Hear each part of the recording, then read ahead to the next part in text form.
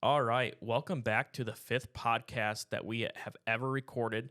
Thank you for everyone that has been listening, watching, viewing, however you've been seeing our content. We appreciate every single one of you guys. I think we just hit 50 subscribers on YouTube. So big thing. We'll be doing another giveaway probably here soon. Just did an order of t-shirts today. So if you don't recognize our newest, how would you say it? Newest studio. Yeah. So we just got this whole built out. That's what it's taken us a little while. I thought you saw that we did leave a 1 week out there, and that was just due to me building this out. So I'm excited to be here. You can't see him yet, but I do have one of my favorite people ever just sitting here next to me. He lives up in Jacksonville. He's been in the business since I've gotten into the business, and he has actually helped me along the way. So without further ado, I'd like to introduce Randy Montrose. He is a retired veteran, and he has been able to be very successful in the insurance industry and help me along the way also. So, Randy Montrose, thank you for joining the podcast today. Well, thanks for having me, Brady. I appreciate that. It's a really nice studio, too, buddy. Thank you. It took a lot of work. It took a lot of work to do this. So, Yeah. But hey, we're here. Absolutely. It's done. And now we can burn out a bunch of podcasts. And I'm excited to have everybody coming in. So we have a huge list of people that want to come in and do a podcast. Yeah. So I'm glad you're the fifth, though. So number 5. it's kind of the hump. So Yeah. Here we go. yeah, perfect. And High five. thank you also for driving down. I know you didn't have to drive down, but I appreciate you coming down. I'm going to take you out to dinner tonight to get you back for that. So Top shelf. hey, that's okay with me. That's okay. So, well, Randy, we're kind of discussing beforehand, like we do in every single podcast, what we're going to do is we're going to dive deep into your past, how business is going currently. And then in the end, we're going to also talk about where you want to be going. And then I kind of have a cool little thing we do at the end. So look forward to that. That's going to be fun. Alrighty, man. So like I was kind of saying in your intro, I know you started out in the Navy. So let's just start there, you getting out of Navy or when you're in the Navy and then where time progressed right after that. That's a good question. Yeah, well, thanks for sharing that. I served in the Navy for 22 years and 8 months. Loved it. The Navy was very good to me. And it still is to this day, being retired and getting the benefits coming from that. I started the Navy because I wanted the adventure that Navy offers. My dad was in the Navy too as well. He served 22 years and retired. I served 22 years and retired from that. Kind of ironic. Yeah, I know. It just works out that way. But the lifestyle that my father was living, flying in the Navy, was very, he'd come home. This is so cool. He'd come home on weekends with lobsters, like fresh Maine lobsters coming from Maine. I mean, it's like that day they're taking out of the water and we're eating at their table. Oh, geez. That's how I kind of grew up. You know what I mean? And I like that adventure in the sense of that kind of, going out and seeing the world, and have that freedom to do that. And that's what I want in the Navy. And flying in the Navy allowed me that opportunity to do that. Yeah, that definitely makes me jealous. That's one thing I'm working towards. That's what this business has been able to allow me to do even is be able to travel, just see the U.S. I've only been out of the country once. I don't consider it being out of the country. Yeah. We went to the Bahamas. So hey, that's a nice place to be. I guess it counts sort of, but I feel like it's the most destination place that people go to, but I still want to go over to like Europe and things like that. Yeah. So when you were in the Navy though, so you said were you a pilot then? No, I was an operator. You were an operator? Yeah. Okay. I used to fly in the back of the plane. Can't tell you what I did. Okay. Well, all right. Sounds good. So I get that 100%. My family's a big military family too, so they can't really talk about any of that stuff either. So it was fun. So. It was good to me. And I did that when I loved it. I absolutely loved what I did. It was a great job. But I had a family coming and I saw the Navy lifestyle and I'll explain that I didn't want to be away from my family. That was very important to me. Family's a big thing for me. And I got out. No plan B, just got out. Not the best thing to do. Fortunately, though, I was out for 2 years and I came in the reserves because I needed the money, honestly. And I came across the guy that brought me in the reserves. He says that he was the same job that I did, so we could connect. Oh, relate. yeah. Yep. And I said, tell me about your job. He says, well, I had no deployment, no duty, and no watches. And they paid me extra $450 extra a month. I'm like, sounds pretty good to me. Sign me up for that. That's Right. what I did. I'm not stupid. I figured it out pretty quick. And then I did that for the rest of my Navy career. I was a recruiter for 10 years, and then a career counselor the last 5. And then as a recruiter, in this business, when you make good income, you can control your schedule. And that was the same thing that I was experiencing in the Navy. And I could control my schedule when I wanted to work. Basically, that's what it was. I really didn't have a boss. As long as I made mission, we do what we wanted. And I had that kind of flexibility. And I was looking for an opportunity because I knew I was going to retire one day that would allow me that same kind of schedule, flexibility, and freedom. And especially, I wanted a good income. I couldn't imagine going straight from having the time freedom, seeing your family, doing whatever you want, making the good income, and then getting out of that and then having to maybe go get a 9 to 5 where you got to clock in and clock out and have a boss and stuff. Couldn't do it. No way, man. I just can't do it. And for some people might good, but for me, it just wasn't that way. Yeah, So I was looking for that opportunity, and I didn't know anything about the insurance business at all. I had no clue. And I was looking for some company that I could associate with that could train me to do this insurance business. Not know anything. I just went into it cold. I didn't know anybody in the business at all. Nobody in my family ever did this business. And a lot of people don't understand that is typically how people get into the insurance industry, not having any experience. Me myself also had no experience at all. Absolutely. I mean, all of my agents, no experience at all. We actually prefer that because then they're more coachable and trainable and they don't have bad habits. So bad habits. We won't get into all that, but yeah. So, yeah, it's good that you did come in, probably coming in as a fresh person. So. Yeah, that's what I did, and I went to Farmers Insurance. Everybody knows Farmers. We are farmers. The commercials and the University of Farmers, and I saw that on the TV. I'm thinking University of Farmers. They actually have a university. They can train me to do this business, and that's what I did. In a very short period of time, 2 years, I had over $300,000 of book of business. Wow! All from cold calling.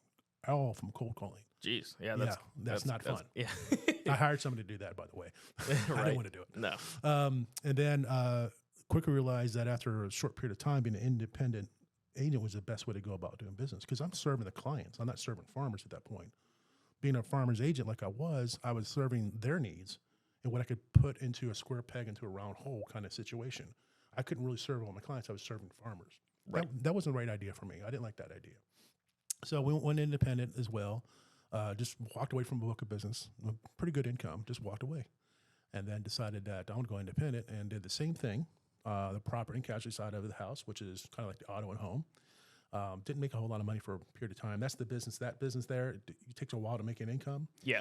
But usually you have to have I always 3 just think years. I've talked to a lot of state farm agents too where they build an agency, but it does take a long time. 3 years, minimum.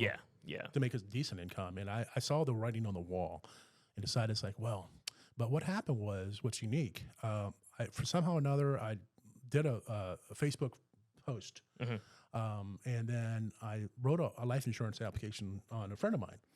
It was $1 million policy. And didn't know what I was doing. Had no clue. Didn't know anything about underwriting. Nobody teach me to do this stuff. I had no idea. Thank God she was healthy. I mean, she was healthy, no problems, and she got a $1 million policy. Sent me the application in a month and a half.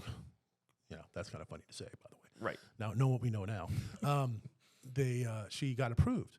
I made $2,000 in commission on something I didn't even know what I was doing. Yeah. I was like, this life insurance, there's a lot of money in this gig. Oh, yeah. And I'm like, this makes a lot of sense. So that taught me a lesson right off the bat. I said, if I'm going to do something, I'm going to get into the life insurance business. Just by pure accident, I found that. Then we sold a book of business. Me and my partner kind of split up in good terms. This is in California, by the way. Oh, you're doing this all in California? It started out in California where I retired from the Navy. Yeah. I knew that's where you retired. I guess we didn't really mention that. You were started in California. Is that where you made your transition to Florida then? Yep. Okay. And now what happened was I have a home in Jacksonville. Like you mentioned, I live in Jacksonville. I've had it for years. I'm a single dad of 2 daughters. And Paid off. Pretty sweet. Right. It's a lot. Can't forget about that. No. So what happened was, Brady, I came to Florida and I was looking for an opportunity with life insurance because I already had that experience of selling that one policy and not knowing anything about it and making all this kind of money, which is awesome. Let me find that kind of gig. And I knew from coming from the farmers agency and the independent agency in California that I didn't want to have to go and cold call people anymore. I didn't want to do that. That's a lot. That's painful. I never did cold calling per se. Well, I guess I did in my corporate days, but we did cold knocking. I don't know if you know what that is. But no, it sounds painful. In Iowa, it is because it's usually like -30. Yeah. And you're still out there knocking on farmers' doors. So, essentially we would just go door to door. We'd have like a little map with one client or something on there, and then you were literally working off referrals. Yeah. But you're still going out and cold knocking on these people's doors. Like they don't know who you are. You just say, "Oh, I sat down with X, Y, and Z. They thought it would be a good idea for me to swing by to go over this with you. Yeah. What time works best?" It's like, well, you get an alternative, option, but still, that's just as bad, frankly. Yeah. I understand that, and that's what I was looking for when I came here. I was like, hey, I needed this opportunity. Well, what just so happened, everything kind of in earth aligned, you want to call it that. My house became available here in Jacksonville, and my daughter graduated high school, my youngest one. I sold my book of business for a little bit of money, a little profit, which is pretty good in 2 years, by the way. Right. That's really good in any business. And then broke up with my girlfriend, and things just kind of worked out that way. It's like, you know what? We're going back home to Florida. Well, there you go. And here I am. And then thank God, thank God. What happened was when I transitioned from California to Florida, I actually had to, release my license in California because I no longer was a resident there. Became a resident of Florida, got my license here, and John Schwartz sent How me in. scary was that, by the way? I had to do the same thing. Oh, I was like, no, I called up the commissioner. I'm like, I'm not gonna give up my license. Are you kidding me? This doesn't make any sense. I did the same thing. Did you? Moving from Iowa to here? It's scary. Nick Theodore said I didn't have to do it, but I just wanted to get it done and over with. And I had my license for I think almost a year at that point, so I could transfer it because Florida, as you know, is a reciprocal state. Yeah, so that's right. But you still have to forfait your. They make it sound horrible. You have to the forfeit your license. That word, I was like, oh, what? No. It's like I worked so hard to get this license and I barely passed it. So. I'm doing this again. Yeah, I can't take that test again. Yeah, so let's figure this out because I'm never losing this license. Right. But it ended up being a pretty easy process. It took about a week and it was done. Yeah. Yep. That's what the point was. Is you don't want to give that up ever. It's too much value to that. John Schwartz sent me an email, and back then, and I still have it. I have to share this with you one day. It's kind of funny. Nick Theodore was on there on audio, not even a video. And Nick Theodore talks about that sometimes and how funny it was. And Matt Weiner talks about that sometimes about the old audio. And I still have it. It's fun. But something compelling about that really caught my attention. You'll have to. I'll have you send that, and then we'll do like a little clip of with Nick's face, and then I'll put that little audio in there. Yeah, that'd be fun. That'd be a lot. I think a lot of people enjoy that actually. Right. We're not that tech savvy. I mean, it looks good, but we don't have all that stuff yet. It's just me and him right now. There's nobody in here controlling anything. So based on what I'm seeing so far, it's going to be great. Right. So perfect. So we'll throw that in here a little bit. Bonus. So basically, what I didn't mention was this: I talked about my father, and he was sick. He was really sick. He had heart failure. Didn't know what that was at the time. He had some cancer issues. Wasn't really aware of that. He has diabetes. Didn't even know what that means. Didn't even know how to spell it. I never heard of it. Coming from the military, you just don't, you're not exposed to that kind of stuff because you have to be really healthy, especially my line of work. And then that was in July of 2017. My dad was sick, and I was going back and forth to Maryland where he grew up, and I grew up in Maryland too, and my childhood home, and kept on going back and forth because it was, it's like once a week I'd go so he was in the hospital, going back and forth. And like I said, that audio of Nick Theodore was really compelling to me, and I listened to it multiple times. It hooked me in a good way, right? And people understand when they see the video or they hear the audio, they understand that because there's something in there that really caught my attention. I listened to it over and over again, and my dad being sick, I just wanted to focus on my dad. Right. I'm retired from the military, so I do have an income coming in. I could do that, but I want more out of life. So he passed away in October, end of October 29th. And then when he did that, that left a burden on our family. It really did. And I remember very specifically calling John Schwartz, who hired me, trained me. He's the best underwriter there is. Now, just real quick, so the burden-wise, what was kind of like the burden? Was it just the cost of the after arrangements, or was it just like what he had left over, or like what kind of was the burden part? The good question, Brady. The burden was this. It was him taking all the equity out of the home, my childhood home, that he could possibly get and spending it and leaving nothing behind for his wife, my stepmom. And that was and she all she ever did was babysit kids. She's 70-something years old. Right. And babysitting her kids out of her basement. You know what I mean? Yeah. And just, that was her lifestyle. That's all she knew what to do. She's from another country, and I love her to death. But that burden that he put on my family, our conversations with my stepmom is every other time, she says to me on the phone, every time I call her up. And that's not every time, but every other time. She says, "Why'd your dad do this to me?" Right. And he left us with, not me, because I don't need it. That's all on her. And he left her with nothing. No income. He's making great income. He retired military, retired for Boeing, disability, all kinds of income coming in. Really good income. But when you take all the money out of your home equity and leave your family with no income, that's a burden. Oh yeah, 100%. I mean, I didn't even know that, and maybe that's why we connect so well. Is just that we have that mutual understanding. We never even talked about it, but I think maybe just biologically we had that mutual understanding of what that is to go through. Yeah. I mean, I know when we went through it with my mother when she passed away, it was $15,000 just for a basic cremation and a small little gathering. Oh wow! And that was in rural Illinois. So it doesn't get any cheaper than that, too. No, and then I didn't know this, and I'm sure a lot of folks that are listening to this don't realize that you don't get a payment plan on that. they want that check right then and there. Yep. And so, yeah, it was kind of a horrible situation, but luckily we were able to get it paid for and all that kind of fun stuff. But yeah, same thing, kind of definitely a burden, and definitely understand. Yeah, and it just, Similar to what you went through, and then also just the headaches that come along with it. Oh, it's a nightmare. It's not like it's a surprise. You're gonna die one day. Hello. At some point, you're born. There has to be an end at some point. It's gonna happen. Right. To everybody. And I'm sorry about that. You're about your mother. I mean, we both share that common bond. You know what I mean? Exactly. And that coming from my father's perspective, I saw that, and I remember having a conversation with my dad before he passed away, and I just didn't know any better. It's like the first life insurance policy I wrote, like $2,000. I didn't know any better. He's like, "Well, can you get me some insurance?" I'm like, "I don't know. I mean, I don't know anybody to talk to about this." Mm-hmm. He says, "Well, can you get me some insurance?" I'm like, "Dad, I don't know. I have no idea." At least he tried at the very end, but a little bit too late then. Yeah.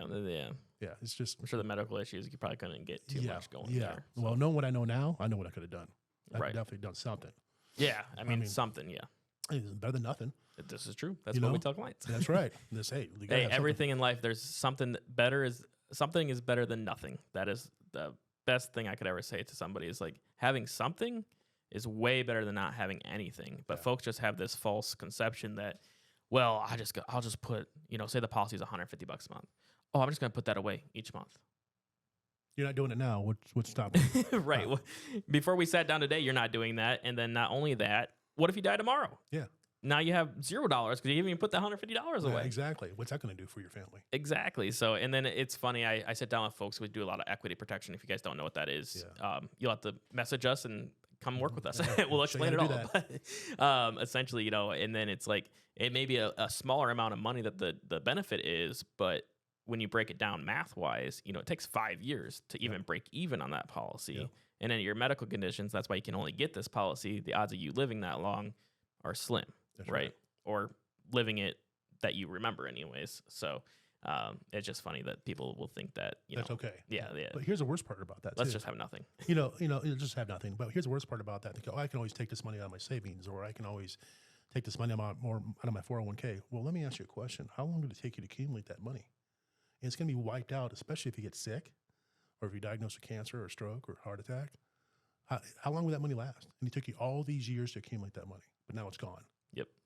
And you still got medical bills coming in. I mean, there's a problem here. Right. Even a simple thing of like, my first one I retort to is cancer. You see all the GoFundMe's, you see all the fundraisers, you see all this. Pass the hat. Yeah. Why do you think all those exist? Because typically, even if you have the best health insurance in the country, you're still going to be paying about $100,000 out of pocket. That's right. Because a lot of chemotherapies, therapies, or anything that will probably save your life is still deemed as experimental. That's right. Here's another thing on that too. And I got a client of mine that's a really good friend of mine, Brett, and his wife. Put a policy on them with Equity Protector, which comes with living benefits. And he comes, same age as me. This is about 3 years ago. And he's retired military, retired EOD tech, explosive ordnance, right? Senior chief, great income, works full time. And, we have lunch together every now and then. I go see him, good people. Great relationships. We have great friends. And then come to find out, he had diagnosed with prostate cancer. Oh, goodness. And he's the same age as me. This is about 3 years ago, like I said. And then I was like, what? Brett, what's going on? And he said, I'm diagnosed with prostate cancer. I'm like, man, I'm so sorry. Let's put a living benefits policy on you. He had income already coming in, great income. Right. So he's like, no, I don't want to mess with it. I just want to keep that $300,000 and don't need it. Because, here's my point, though. Being military, as I am, retired, we have TRICARE, we have all the VA stuff we can get, everything's great. And especially when I talk to my clients that are veterans or retired like myself, they said, no, everything's taken care of. No, it's not. No, it's not. The reason for that is because what happens is there's ancillary costs that go associated with, drive time to all the different clinics, to no experimental drugs. They don't cover a lot of stuff. They just cover just certain treatments. Getting in. I mean, there's a lot of costs. Brett says to me, he goes, Randy, you just don't understand. There's a lot of costs that we're coming out of our own pocket for this. And plus, I work full time. I had to cut my hours down to 50%. Half my income is gone. Yeah. Even though I have coverage through TRICARE. Yep. So there's a lot to this.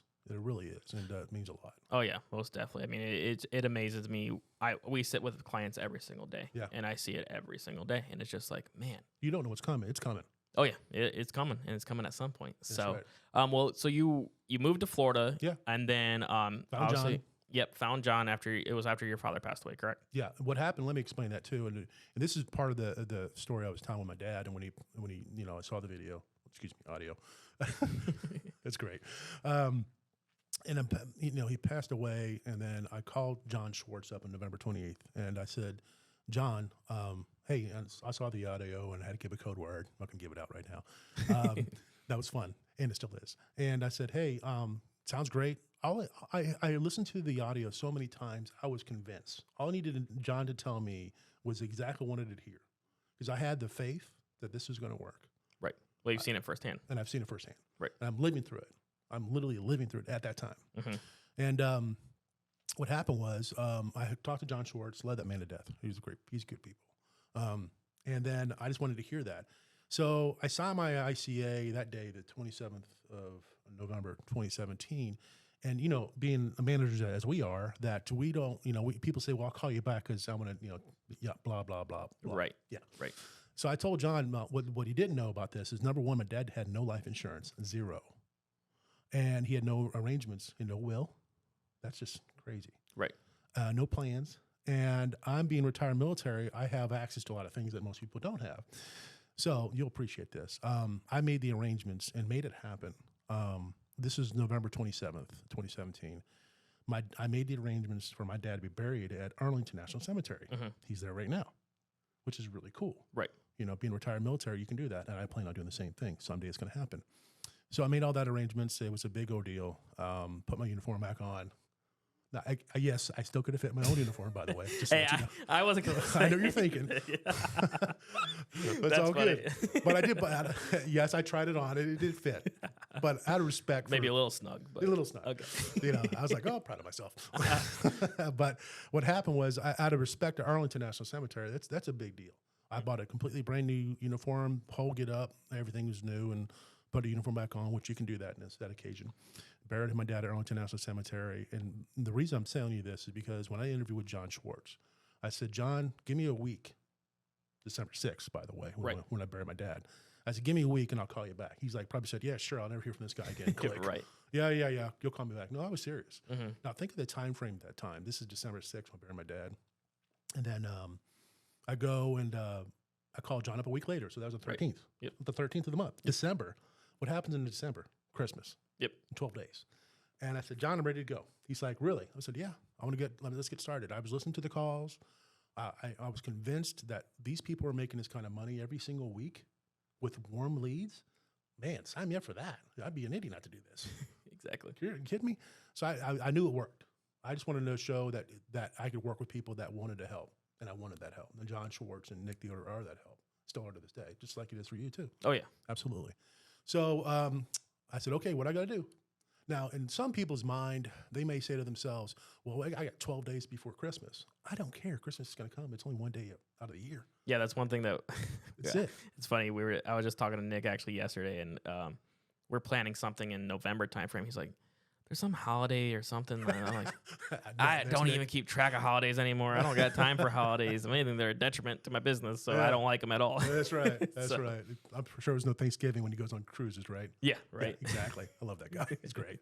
I said, hey, listen, let's get it started, man. I wasn't going to let the excuses of a holiday or family or, got to go buy Christmas presents. I couldn't afford Christmas presents. I mean, right.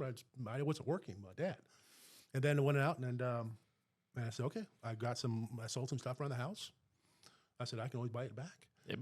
I can always buy it back. And Been there before. Yeah. I don't care. Many times. A couple times, actually. Yeah, I've been there. Not anymore. Not anymore. Not anymore. So did that and then bought some older leads, 50 older leads, booked 8 appointments, sold 4 my first week. Yeah. Because I had faith and I believed and I saw what was happening. I just listened. I didn't argue. I didn't let the past of being a farmer's agent, like you were talking about a minute ago, eliminate or stop me from doing this. Yeah, so it's kind of crazy that you kind of had that quick of a start, because typically when we bring agents in, just from my personal experience and other managers' experience, is that you have old habits, you have old thoughts, you have old perceptions. Yeah. And so when we have literally a step-by-step program. Yep. Literally 7 steps. Yep. I haven't changed a single thing since I got into the business over 3 years ago now. Humble. And literally, people asking me, well, how are you so good at that? I'm not good at this at all. I'm just great at copying. I don't change anything. Nothing has changed. Literally, I just copy. That's it. Yeah, They all make millions of dollars. I'm going to copy them until I'm making that much. Less than that. Why listen to them? Exactly. This works. Yeah, it's a system in place. Exactly. So that's one of the best things about this. You can plug anybody into this, and it's going to work if they're willing to do two things. That's number one: call the lead up, book an appointment, work. And two, be coachable. Right, exactly. And so obviously you hit all those. The main thing, like you said, coachability and following the system. That's literally it. If you can do those two things, you can be successful in this business. I truly believe that with all my heart. Absolutely. Now, so when you moved from, you did the 8 sales, and then what was kind of like your career like from there? Because you've been with us for how long? Christmas, December 2017, basically. Okay, perfect.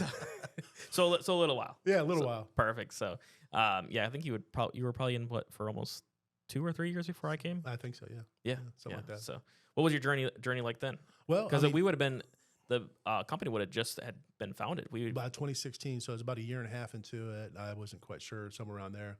We were just a baby company. We were a baby company. I didn't care because I saw the system work. You got in at the beginning, but that doesn't matter. We're still growing. We're still growing. If you want to come on board, we can train you. We could bring like 20,000 people on. We still would have plenty of business to go around. Plenty, especially what's coming too. By the way. Oh yeah, we can't talk about that. Yeah, but something good is coming.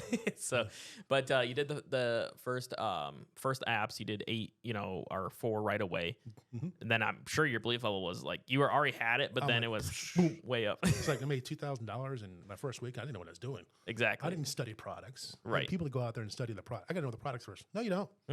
Rely on your manager. Rely on you and me. Exactly. To help you with those products. You don't need to know that. And then what's funny is, I remember now I have income from the Navy still. And I just need a little bit of money to play around. I'm a single guy. Who cares? You know how it is.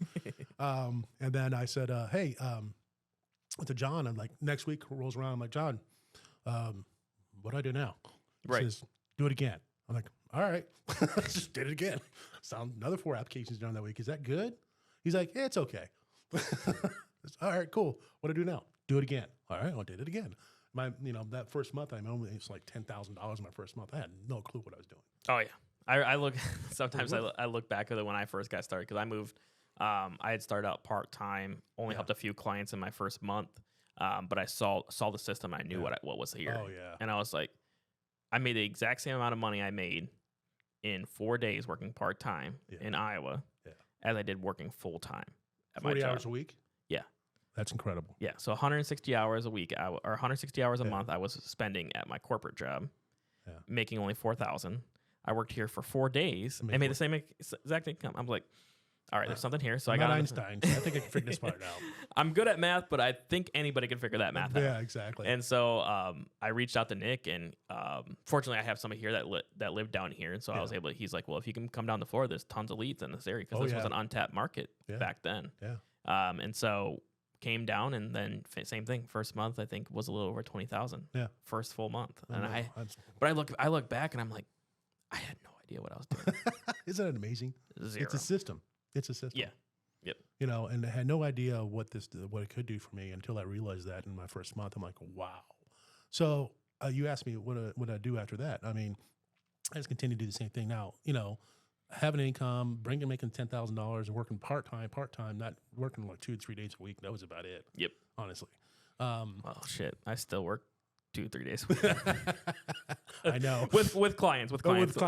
Yeah. Not building our agency, but with clients, right? Yeah. The other time is now spent doing podcasts, speaking at boot camps and trainings, and also agents. and then So I'm working more than that. I probably work like 70 hours a week, but with clients, I guess in the field is really only 2 to 3 days. All you're doing is have a cup of coffee, making a friend. That's all. That's pet, it. Pet their dog. Yeah. Have fun. It's cool. I love it. And so my first year I made $83,000. That's not great in this business. That's not great. But on our part, I beat you, by the way. I'm sure you did. I wasn't trying. Remember now. I was like, I wasn't really trying either. I've made the most money I've ever made in my life the first year. What'd your first year? 96. 96. Yep. All right. I made 83.5. No, I'm just kidding. All right. So, but and I was not taking it serious, and I hate to say that, but it's the truth. Right. My John Schwartz in the very beginning, he says, "Hey, would you like to build an agency?" I'm like, "Nah, man. I'm making $10,000 a month. I ain't trying. Are you kidding me? I'm good. I'll go on vacation. I love to scuba dive. Yep. I'm a scuba diver. We still got to plan that trip. You just reminded me. We got to plan that trip probably Next 8 months we'll go on one. Yeah. Yeah. Be fun. Yeah, we need to go. I want to go so bad. I'm scared though. I get claustrophobic just in general. I hear that appeal. People want to scuba dive, and it doesn't. I don't get it. I mean, the first time you go into water with your every diver I've spoken to at my old place the condo I used to live at, they would there was a certified scuba diver there, and he talked to me and he said I can come in and he'd give me half off on the thing. I didn't take him up on. I should have taken him up on it, but he said that you won't get claustrophobic. Even the most claustrophobic people won't. And it's the first time you go under and you see the water go above your eyes. You're like, oh, this is kind of weird. I'm still breathing. Yeah. But it's fun. Yeah. It's a different world, man. I love it. That's my point, though. I want to go so bad. I love the ocean. I can show you all around. There's great places here in Florida. Florida's every kind of body of water you can think of to go scuba diving. It's awesome. Springs. Well, you come with me when I'm getting my certification to make sure I'm a rescue good. diver, by the way. What's that? I'm a rescue diver. Oh, really? Mm-hmm. Yeah. Oh, awesome. Yeah. So maybe we can we'll work on that. I got the money now, so let's do that. At some man, point. we got the money. Why not? Yeah. That's my point. Is I was making so much money. I was going scuba diving trips all the time in the first year. And we go to Key West too. Yeah. Key West. I've dove in Key Largo. It's the northern part of the Keys. Yep. Beautiful up there. Yeah. Really nice. So yeah, we'll jot mental note of that. We're gonna get that scheduled, and then we can video that, and you'll see it at some point. So yeah, GoPro. There you go. Right. Perfect. So. Where were we at though? Yeah, I was talking about my first year and what would progress from there. And I remember Nick saying after my first year, and he's like, I'm an elite producer. I'm like, what does that mean? Right. It's funny in this business. It really doesn't take much to become an elite. I know. It's kind of comical. The average agent is write 3 applications a week. Yeah. That's a day's worth of work. Yep. Right? Yep. That's 1 day's worth of work. Right. And you're making $1,500 or more per week. Mm-hmm. And that's what most people make, more than most people make on a full-time basis, working 40 hours, hating their job. Well, real quick, the one thing that really drives me crazy is I'm always talking about what I do because I absolutely love what I do. Yeah. I get to help people. I absolutely love it, right? It's still amazing how I live, the life I live, and everything like that. A nice place here, too, by the way. Thank you. And a nice car, by the way. Yeah, I just got that back. So excited. The Beamer. So, but what I was trying to get at, it amazes me that people still don't believe me. Yeah. And how old are you, Brady? 26. Okay. How long have you been in this business for? Almost 3 years. 3 years this November. So it's just 23 years old. Yeah. And you made $96,000 your first year. Yeah. Yeah. Not knowing what you're doing. Nope. 96. Last year was 136. This year is 250. Nice. Yeah. I think it works. I think so too. I'm not complaining. Hey, listen, don't want people to come over. Then we got more. Yeah. So if you don't like it or you don't believe me, don't come. Yeah, guess what? It's okay. I'm not trying to. I talk to about 30 people a week that want to come and work with me. So yeah, because it's your lifestyle, and they see they want that. It's the recognition. It's the money you can make. Exactly. Yeah. Freedom, so hey, the opportunity is always available. So you guys see me all over social media. Shoot me a direct message. Shoot Randy a direct message. Yeah. We're more than happy to talk to you guys, and we can send you the video or the audio that he got to listen to. And that it really is simple. What I always tell all my new agents though is it is going to take hard work. We're not afraid to tell you that. 100%. So it's not like you're going to come in and make $1 million your first year or anything. Now, can you? Yeah, I'm excited for that podcast. So, but I know your story you're talking about. And yes, that needs to be shared. Oh, it will be. Yeah, I'm excited for it. It's going to be probably a pretty long podcast too. So yeah, we're going to do a huge deep dive into exactly how everything fell into place, essentially. So. It's kind of like me when it fell into place when I decided to move to Florida. Exactly. It's the right decision to make. And when I found John and Schwartz and I found Nick Theodore, I knew it was the right decision to make. I knew it was a decision to make. I just needed to hear it from John. Exactly. Yep. And I was all in. And that's the thing I learned about this business is the people that we work with every day, like you and me, we talk all the time. Right. Help each other out. Like on Mondays, we help each other out. Mm-hmm. And, the culture that we have here in this group, the theater group, is amazing. It's like family. It's family. Yeah. 100%. I mean, it's people, we're not even on the same thing too. It's so embarrassing. Like, we're not going to say names, but I know the other person that was on their team and what she does. Right. And I won't say her name, but you know what I'm talking about. Right. Now, mind you guys, we're not talking bad or anything. The people that did leave the company, they're actually back now, ironically enough. But it just wasn't. I don't think it was just their time at that moment, and then they realized it was later. You got a good point there. They're really good people, but just to think that they had these two top producers, yourself and another great woman, and walk away from that. I'm going, man, you just weren't thinking straight. Yeah. Or you weren't plugged into Nick Theodore, or you weren't listening, or I don't know, but wish you the best. I'm glad you're back, but I'm sure they'll build it again. School 3 times, 4 times, 10 times. Me too. Me too. So if you guys are hardworking and want to come work, let me know. Yeah, absolutely. We can help you. We'll train you. I promise. But yeah, so you got in, had a great first year. When did you start? I think you had started building at some point. About a right? year and a half into it, I started building. I wanted to know because. Do you regret waiting that long? What's that? Do you regret waiting that long? Why would I wait? I do regret that. One thing's like if I change that, I give it to everybody. Yep. So, what I learned though is Nick dated us one time. He doesn't see this much anymore. Over 4 years, he does this part time. Works at a kind of store that you worked at. Won't say the name. Yep. They're not paying us, so. Yeah, exactly. We're not gonna say the name. But he does this, and he's been doing this for over 4 years now, and does this part time. And I don't bother him. We don't have any quotas. We don't have anything like that. As he has a great contract level. He's happy. His family's happy. But if he wants to work part time, go for it. If he wants to build, great. I'll help you with that too. But if you don't, that's perfect fine with us. We'll take you. Yeah, that's what I love about this is like we don't require you to do anything. That's right. When I'm hiring folks, they're like, well, is there quotas? Is there this? No. I'm not a babysitter. You're your own boss. That's right. What my job is to mentor you. That's right. And make sure you don't have to go through the struggles I went through. That's right. Or at least a lot less of them. That's for sure. So there's going to be still struggles, but with anything. But yeah, we really don't care. Like if you want to come in and help one family a month, come in and help one family a month. That's still one more protected family than we had before. I'm happy, but I think I'm pretty close. I don't know. But we're really good training here, by the way. So the thing with the leads is we can call a lead up right now. We can call a lead up right now, book an appointment for this afternoon, go see that person or whatever, and get paid on that tomorrow. Yep. Can't we? We can do that right now. It's pretty much almost guaranteed. No guarantees in life, but the point is it's immediate gratification. To build an agency, though, there's a difference. It's the same thing, but it is a delayed gratification because it takes time to develop an agent, especially if they're not licensed. It takes time to get them licensed, and they have to go through the 7-step training that we have here.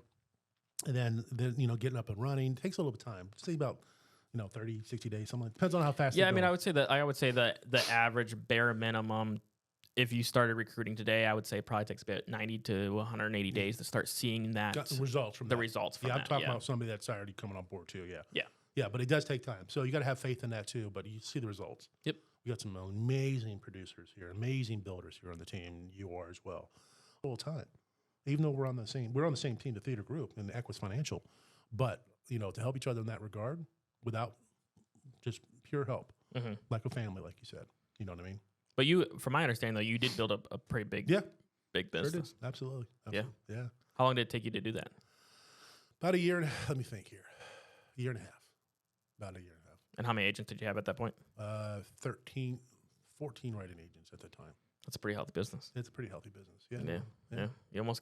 You were almost done working. Almost done working. That's the goal. That's what we're going to get to in a minute. Yes. That's the goal, is to get out of the field. See, I don't want to be selling life insurance for the rest of my life. It's great. We would love to protect families. We love building relationships. Yeah. So just kind of going off of that, we have been talking a lot about like your successes in the business and things like that. I always do like diving in deeper though, and going the level deeper than most folks won't go when talking about the industry. Sure. We're always talking about the good things, all this place that you live in, the car, all that. That's all great and all. Yeah. Let's talk about real numbers here. Yeah. So what were some struggles that you had to face? I'm sure a couple come to your head as soon as I said that.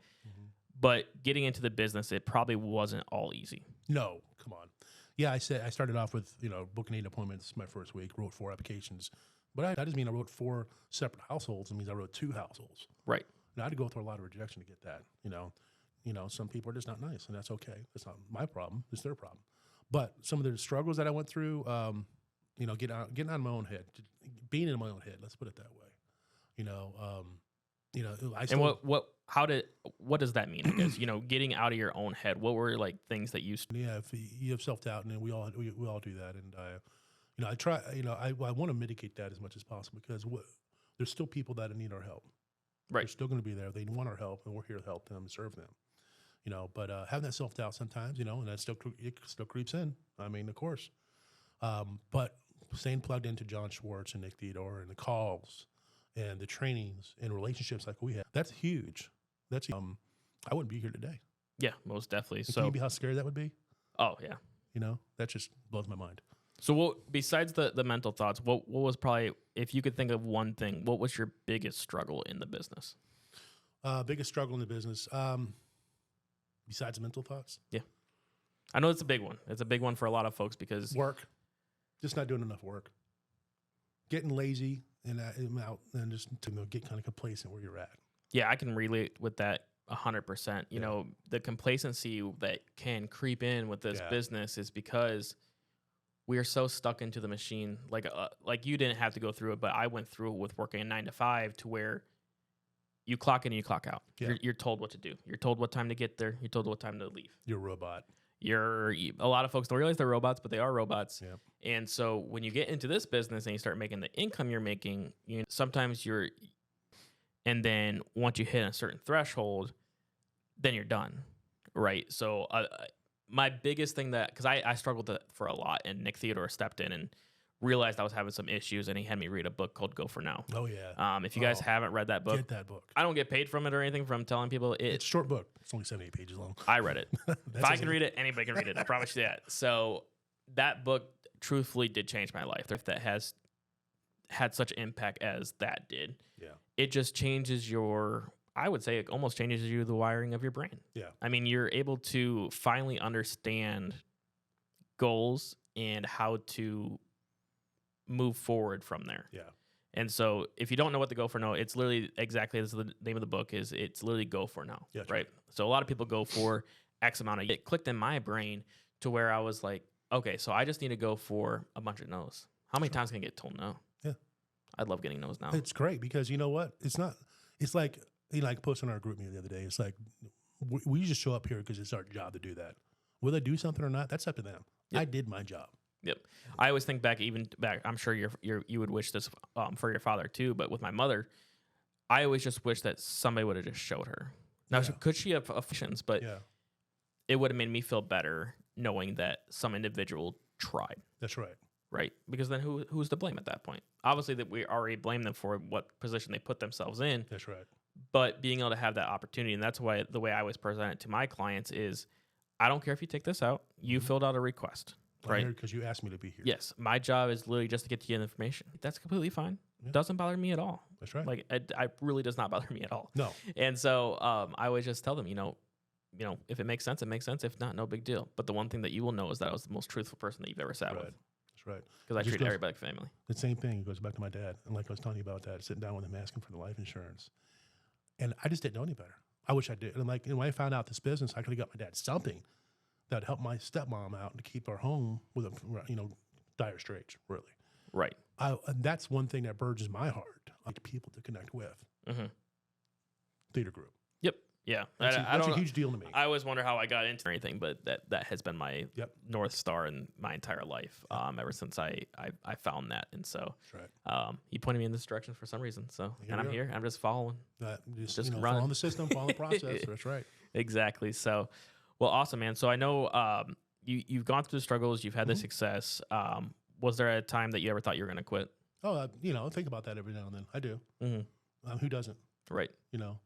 But then I go, what's wrong with you, dude? And I don't say this out loud, but I'm thinking to myself, I got another day. What's the big deal? Mm-hmm. And it's just one day can be, we all have bad days. We all do. We don't.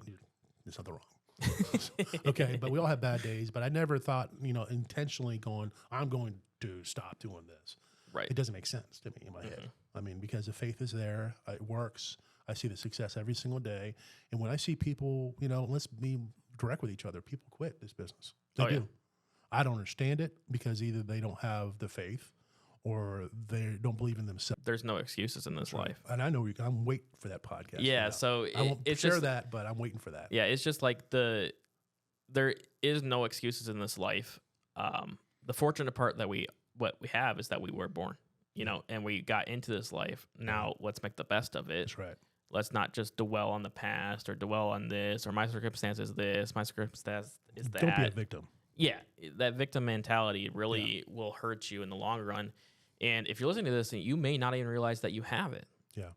But if you look around right now where you're sitting, the answer is no, then change it. We're not saying that you have to come sell insurance and that's your way out, but go find something that you love to do.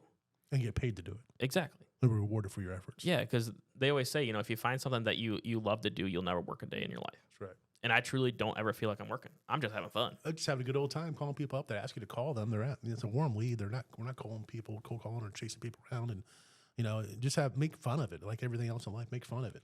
Why complain? Exactly. I do not surround myself with complainers around myself at all. I mean, go out to eat and I hear someone complain. I'll get up and move. I don't need to hear that crap. Right. What are you going to do for you? You're where you're at because you chose to be there. I'm where I'm at because I'm moving on. Yeah.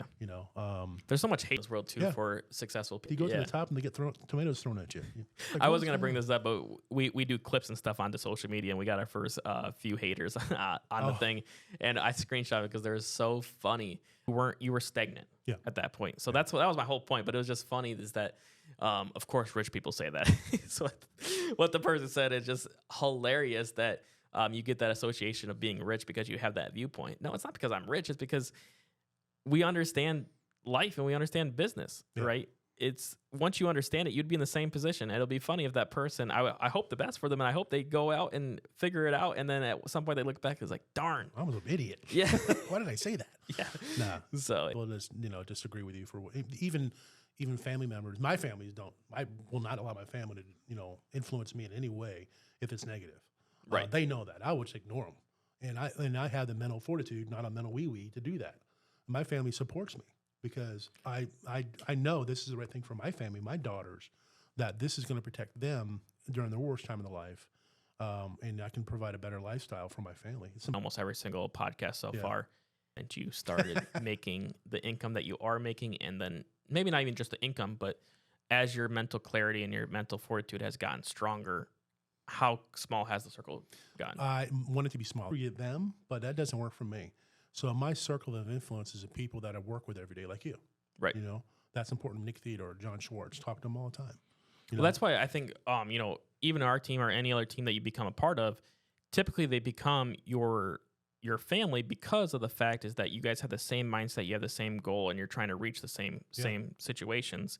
And so I was, I get beliterated all the time about the people that I shut out of my life, that I don't allow in my life. Yeah. And it's not because I don't love them. And so they're stuck in their own head, of course. And so that's where a lot of folks don't understand. It's like, it's not a bad thing to have a small circle. It's a great thing because then you're with that circle to get to an end goal. Yeah. Right. And I always say, the phone works both ways. That's right. If you want to speak to me, call me. I'll always answer the phone to talk. Yeah. But I won't be reaching out because you're not developing where I'm trying to go. That's right. At 26, my goals, a lot of people can't even, I'll be done working by the end of this year. That's right. And then I will be financially retired by the end of next year. That's right. And a lot of people can't comprehend that, and that's okay. You don't have to. You don't need to explain it to them. This is your goals. Exactly. Yeah. So it's just funny that when you get success and you get something built up that's worthwhile is when people start falling off. Yeah. It's just crazy to think about. But yeah, because they can't relate to it. They only can go to the level that they're at. Exactly. And below. Yeah, it's called The Law of the Lids. If people don't know what that is, look that book up. Yeah. If they always go back to reading. That's right. Right? Self-development, right? Yeah. Every morning I read for 10 minutes every morning. The amount of money I've spent just on self-development alone is like immaculate. It's like, you see the book when I'm on the video and we do calls, you see on my bookshelf in the back? Right. It's full. It's I need another bookshelf. I'm jealous that you have a bookshelf. I'm working on, you got a nice place here. I do. I have one. I'm getting one ordered. I just don't know. I'm very picky if you haven't noticed. No. Yeah, I'm very picky. So it takes me a while to figure out exactly what I want because I want it to be perfect when I get it. So whatever you want, you can do it. Right. So, well, awesome, man. What would be some goals what I was like asking this question as we're kind of getting wrapped up here. Sure. So we're going to be going back probably another year, right? So in the next year, give me 3 things that you would like to improve on personally, a goal for your business, 3 things that, the cool thing is that we're going to be able to look back at these videos. Remember that time we sat down and exactly. And I'll be able to pull it up on the TV when this happens. Ding, ding, and ding. we'll re-listen to it real quick. Yeah. And to see your future self. Yeah. What would you tell your future self a year from now? Go faster, man. Go get it fast. Get it done quicker. Why wait? You know what I mean? Because we know the results can be always for the team. He does that for the entire all of Equus. Exactly. And that's how he is. We love that. But to answer the goals in a year from now, I would have definitely want to be out of the field. I don't want to be selling life insurance forever. And regional manager is the key. That's where it's going to be at. And making over $150,000 a year in residual income, override income, is the way to get that done. And we have the outline, the structure, the numbers. Nick shares that with us to do that. And you do blocks of time of 90-day cycles, like quarters, to do that. And that's my goal. Is next year is regional manager and out of the field, $150,000 a year in residual income. Because you can remember now, I still have a retirement. I know I mentioned that a couple times, but it's pretty nice. Yeah. On top of that, it's like, okay, this is great. Exactly. And I'm not running around. I want to do that for the rest of my life. Mm-hmm. As far as personally, a better relationship with my daughters. They're 20. She's 25. The others just turned 28. Yeah. Taylor. Yeah. Okay. And just better relationship with them. I want to be, I'm going to live in a nicer place. My house, paid off, which is great, but it's just it's typical house. How long you been in the house? Well, I've owned it since 1998. So fun little fact about me, if you didn't know, I move. I have to. Usually every no matter what, I have to move every 2 years. Yeah. Reason being is there's a book I read. I can't think of the name right now, but we talk a lot about getting stagnant in a certain situation. Yeah. So even we talk you to go to the next part, right? Law the lid. Exactly. So if you're not continually moving and changing your surroundings, then even in your own home, right? Because I'm sure when you get home, you've been there for so long, you're comfortable. It's comfortable, but I don't want to be in that same position. It's great. Don't get me wrong. The mortgage and all that stuff, and that's great. But I'm thinking Ponte Vedra Beach. Barry Clarkson. Oh, I know where that is. Mm-hmm. Horrible cell reception, though. Random fact. I know. But I'm thinking about that or St. Augustine. I like St. Augustine.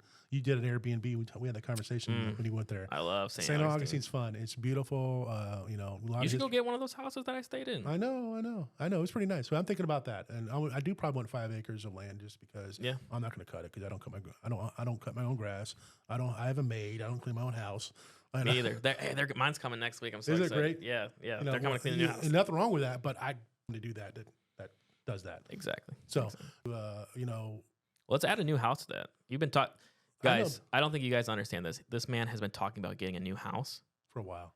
Since I started in this business, it was probably 6 months. But it's a sweet ride. I've been checking them out. Right. Looking forward to that. Yeah, I got to pay 0 taxes this last year, so I loved it.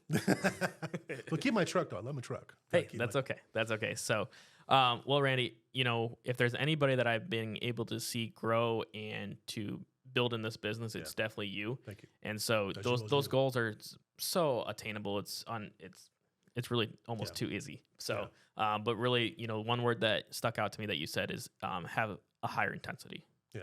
And so, as we talk about with Equus, the intensity is there can be a difference between 211 degrees and 212. Yep. Right. If you don't hit that 212, you're not going to be at that boiling point. So that's right. If anything, just keep that intensity going, keep on moving, and you'll get the accountability. I know. To all the people that are watching this. Hey, I'm with you, man. Hey, man, come join us. We'd love to have you guys come on board, and I'm accountable too as well. Yeah, and that's the last thing I always let folks know. Where can they find you if they do want to reach out to you or follow your journey? I'm sure you'll be posting more on social media now, having this podcast, and being able to show people who Randy Montrose is. Yeah, that's a good question. Well, thanks. It's myself, area code 904-909-7808, and randymontrose.com. Hey, that's pretty easy. Can't mess that up. RANDY Montrose, MONT Rose.com. That's me. You'll Perfect. Find me. Well, hey, man, if you guys want to reach out to him on a journey that he went through, definitely do that. But we thank every single one of you for coming, watching, viewing, subscribing. If you do us a huge favor, just subscribe to the podcast here. It really just helps us, and it's free. We talk about free things. Our training's free, everything's free. Just please subscribe to our podcast. We really would appreciate that. It just helps. It's fun having money, but it's even more fun to have a bunch of people that are surrounded and help as many people as possible become that financial free. Yeah, help as many people as can that have money. And you find out when you go places like when we travel a lot, everybody's there with us has money. Yeah. And it makes it a lot easier. Yeah, exactly. We don't care about the bill.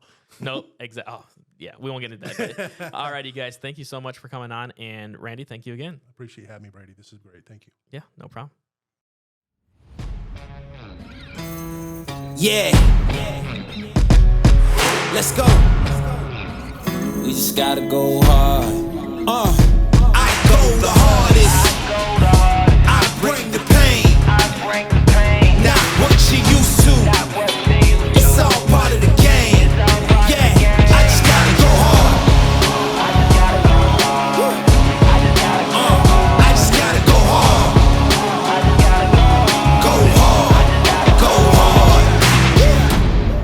Yeah, oh yeah, the beast back. Adrenaline pumping through my veins, can't relax. Original, I am not the same as these cats. I sting them if they never ever mindin' they beeswax.